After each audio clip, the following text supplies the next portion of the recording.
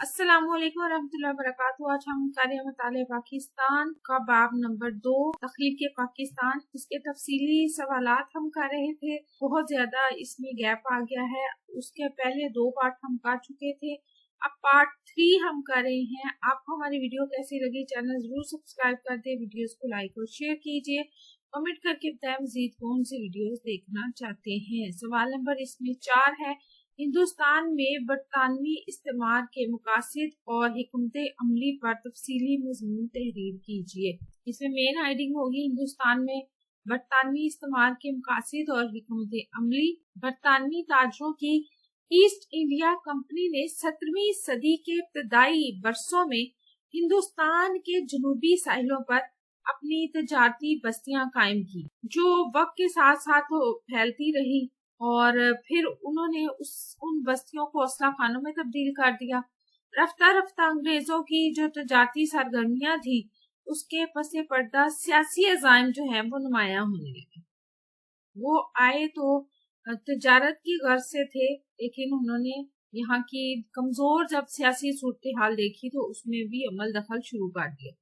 वो साजिशों के जाल बिछाते रहे और उन्होंने मकामी गद्दारों की मदद से बतदरीज अपने रास्ते में हाइल आजादी पसंद हुक्मरानों का खात्मा कर दिया। उन्होंने जब कमजोर सियासी सूरत हाल देखी तो उन्होंने साजिशें शुरू कर दी और यहाँ के कुछ लोगों को खरीद कर उन्हें गद्दार बनाया और उनकी मदद से आहिस्ता आहिस्ता करके मुख्तलिफ इलाकों पर कब्जा करते गए। इसकी सबसे बड़ी मिसालें बंगाल के नवाब सिराजुद्दौला शहीद और मैसूर के टीपू सुल्तान शहीद हैं। यानी इन दोनों को गद्दारों की मदद से ही शहीद किया गया, शिकस्त दी गई। ठीक है, आगे है कि 1857 में बरतानवी ताजरों की ईस्ट इंडिया कंपनी ने हिंदुस्तान के जो गैर मुनज़्ज़म और क़यादत से महरूम लेकिन बहादुर आजादी पसंद थे, उनको, जिनमें हिंदू और मुसलमान दोनों शामिल थे, फैसला कुन शिकस्त दी।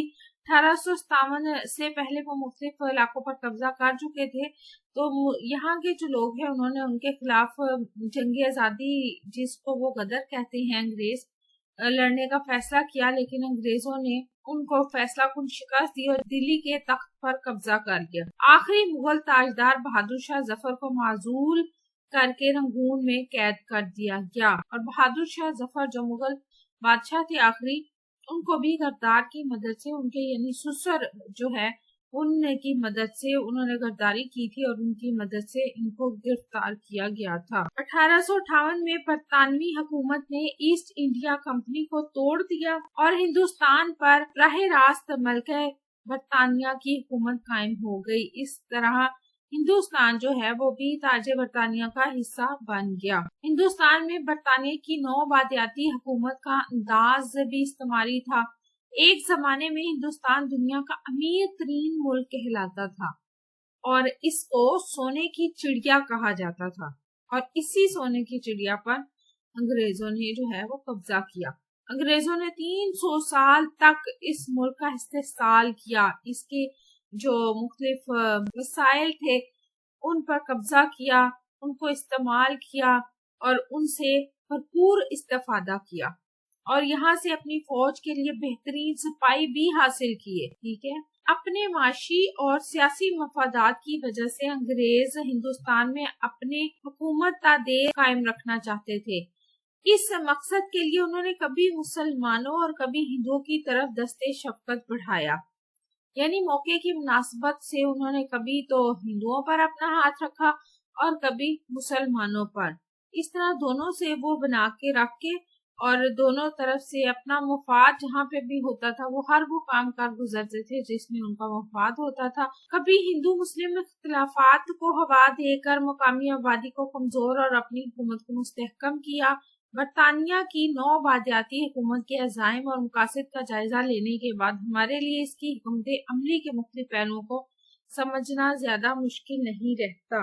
जो इनकी हुकूमत अमली है हिंदुस्तान में बरतानवी इस्तेमार की हुकूमत अमली, हुकूमत अंग्रेजों ने हुकूमत मुसलमानों से छीनी थी, क्योंकि तो इसलिए वो मुसलमानों से डरते भी थे, इसलिए उन्होंने मुसलमानों के लिए मुलाजमतें बंद कर दी थी।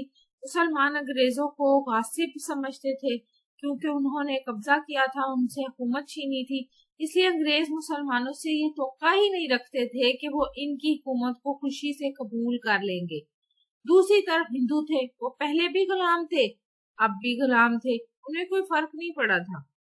اور ہندو جن کی اکثریت انگریزوں کی حکومت کو اپنا نجات دہندہ سمجھتی تھی، کیونکہ وہ پہلے مسلمانوں کے غلام تھے تو وہ ان کو نجات دہندہ سمجھتی تھی انگریزوں کو، انہوں نے نجات دلائی مسلمانوں سے۔ انگریزوں کا بہترین مفاد اس بات میں تھا کہ وہ ہندوؤں کی طاقت کو اپنے حق میں استعمال کریں، یعنی ہندو جو مسلمانوں کے خلاف تھے، ہندو جو پہلے مسلمانوں کے غلام تھے، جب ان کو انگریزوں کی صورت میں ایک آزاد ہندہ ملا، انگریز بھی اس بات کو سمجھتے تھے، اس لیے انہوں نے کیا ہندوؤں کی طاقت کو اور ان کی اس بات کو، مسلم دشمنی کو جو ہے وہ اپنے حق میں استعمال کیا۔ تعلیم، برطانوی حکومت نے ہندوستان کے روایتی نظام میں تعلیم کو، جو پہلے سے چل رہا تھا، اسلامی تعلیم کا جو سلسلہ تھا، جو مسلمانوں نے اپنے صدیوں پر محیط دور حکومت میں قائم کیا تھا، انہوں نے اس کو بالکل بدل دیا اور اس کی جگہ انگریزی نظام میں تعلیم متعارف کروایا۔ اس نظام میں تعلیم کا سب سے بڑا مقصد برطانوی دفتری نظام کو چلانے کے لیے ادنا درجے کے جو ملازمین ہیں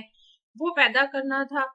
انگریزی نظام میں تعلیم ہندوستان پر کنٹرول کا ایک مؤثر ذریعہ بھی تھا۔ کہتے ہیں کہ اگر کسی قوم کو مارنا ہو تو اس کی زبان کاٹ دو، تو انگریزوں نے بھی ایسا ہی کیا، انہوں نے ہماری زبان کاٹ دی، یعنی اردو ختم کر دی، اور انگریزی جو کہ ہماری زبان نہیں تھی، ہم نہیں سمجھتے تھے، ہم نہیں بول سکتے تھے، ہم اس میں تعلیم پھر کیسے حاصل کر سکتے تھے، تو اس کو رائج کر دیا۔ انگریزی تعلیم کے بغیر سرکاری ملازمت حاصل کرنا بالکل ناممکن ہو گیا۔ قدامت پسند مسلمان برطانوی اداروں میں تعلیم حاصل کرنا جائز نہیں سمجھتے تھے۔ ان کا خیال تھا کہ انگریزی تعلیم حاصل کرنے کے بعد مسلمان اپنے مذہب اور تاریخ سے بیگانہ ہو جائیں گے۔